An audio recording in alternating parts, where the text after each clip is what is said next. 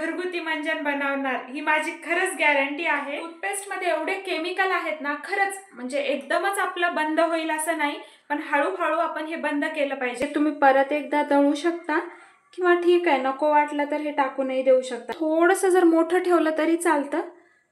मी तुम्हाला दाखवत थोडं जास्तच बारीक झालंय हे। हाय, मी स्वाती आणि व्लॉग विथ स्वाती मुसळेमध्ये तुमच्या सर्वांचं स्वागत आहे। आज मी तुम्हाला घरगुती मंजनची रेसिपी सांगणार आहे। खरंच ते मंजन इतकं छान होतं ना, जवळपास 1.5 वर्षापासून मी ते मंजन यूज करत आहे। डुग्गूला तर त्याची इतकी जास्त सवय लागली, हे मंजन संपत आलं होतं। हे बघा तुम्ही बघू शकता, थोडंच उरलंय। तर मग मंजन बनवायचंच होतं, तर मग मी विचार केला की ही रेसिपी मी तुमच्याही सोबत शेअर केली तर चांगलंच। या टूथपेस्टमध्ये एवढे केमिकल आहेत ना, खरंच म्हणजे एकदमच आपलं बंद होईल असं नाही, पण हळूहळू आपण हे बंद केलं पाहिजे। खरंच जवळपास 1.5 वर्षापासून आमचं तर हे खूप कमी प्रमाणात झालंय। मलाही होतं तसं कधीतरी, समजा मी 4-5 दिवस या मंजननी ब्रश केलं तर एखादी वेळेस वाटतं की टूथपेस्टने करावं म्हणून, तेव्हा मी करते तसं। सौरभला ओरडावं लागतं की टूथपेस्ट नको मंजन घे, आणि पेस्ट घरी ठेवावंच लागतं, कारण बाहेरचेही कुणी येतात म्हणजे सोयरे दायरे येतात, त्यांना सवय नसती ना, म्हणून एखादी पेस्ट तर घरी पाहिजेच। आणि मुलंही कधी कधी जिदपणा करतात की नाही मंजन नाही मंजननी नको, मी पेस्टनीच करतो। त्यामुळे एक पेस्ट राहतं घरात, पण आम्ही मॅक्सिमम हे मंजन यूज करतो। तर याची रेसिपी आज मी तुमच्यासोबत शेअर करणार आहे। खरंच तुम्ही एक वेळेस ट्राय करून बघा, तुम्ही प्रत्येक वेळेस खरंच हे घरगुती मंजन बनवणार ही माझी खरंच गॅरंटी आहे। आणि थोडंसं तिखट लागतं हे, कारण लवंग असते यात, म्हणून लवंग, हळद आणि आपलं रॉक सॉल्ट ह्या तिन्हीपासून हे मंजन बनवते मी। पण ते लवंग थोडीफार तिखट असूनही डुग्गू आता इतकं छान करतो त्यानं ब्रश, म्हणजे ते तिखट आहे मम्मा असं तसं त्याचं बिलकुल नसतं। सौरभचे बहाणे असतात पण डुग्गूचे नसतात। चला रेसिपी स्टार्ट करूया। मंजन बनवण्यासाठी मी 1 वाटी लवंग घेतलेली आहे, त्याच मेजरमेंटनी म्हणजे त्याच वाटीनी मी 1 वाटी रॉक सॉल्ट घेतलेला आहे, म्हणजे आपलं सेंदा नमक। आणि त्याच वाटीच्या मेजरमेंटनी मी हळद घेतलेली आहे 1 वाटी।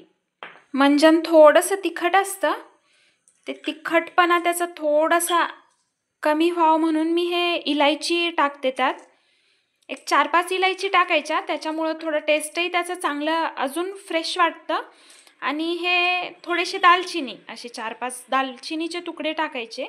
त्यानंतर ही फिटकरी म्हणजेच तुरटी यूज करायची। या तुरटीने ना जेव्हा आपण त्या मंजननी ब्रश करतो ना, नंतर खूप फ्रेश वाटतं।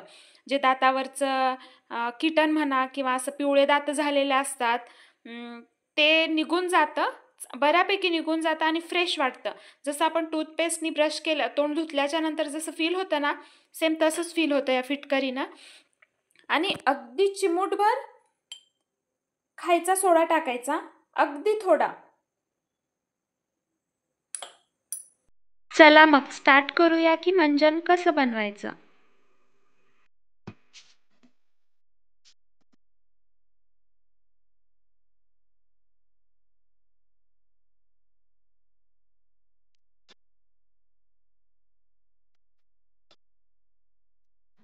हे सगळं आता मी ग्राइंड करून घेते।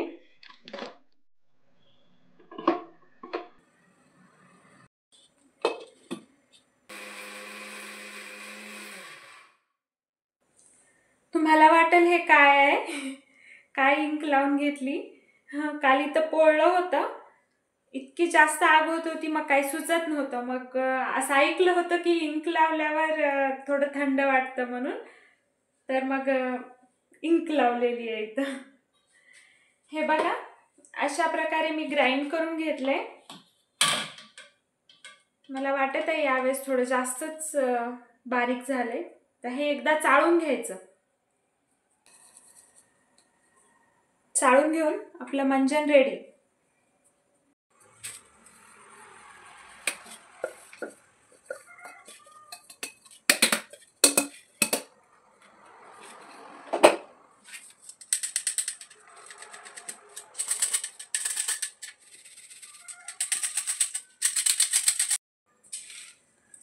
हे वरती जे मोठं मोठं राहिलेलं आहे ना लवंग हे याचं त्याचं, तर हे तुम्ही परत एकदा दळू शकता किंवा ठीक आहे नको वाटलं तर हे टाकूनही देऊ शकता, कारण जास्त एवढं काही नाही राहिलं यात. यापेक्षा थोडंसं जर मोठं ठेवलं तरी चालतं. मी तुम्हाला दाखवत थोडं जास्तच बारीक झालं हे. कसं वाटलं तुम्हाला हे घरगुती मंजन? कॉमेंटमध्ये नक्की सांगा आणि तुम्ही पण खरंच एक वेळेस नक्की ट्राय करा. तुम्हाला पण ह्या मंजनची खरंच सवय होऊन जाईल. किंवा तुम्ही दुसरं मंजन यूज करा, पण हे टूथपेस्ट खरंच नका यूज करू. म्हणजे रोजच्या वापरात तर नका, अधूनमधून कधीतरी ठीक आहे, पण रोज तर हे टूथपेस्ट टाळा.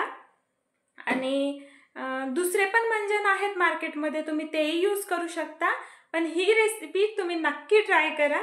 चला बाय. असेच हसत राहा. भेटूया पुढच्या व्लॉगमध्ये. व्हिडिओला लाईक करा, शेअर करा आणि चॅनलवर नवीन असाल आणि अजूनही चॅनलला सबस्क्राईब केलेलं नसेल तर चॅनलला सबस्क्राईब देखील करा. बाय.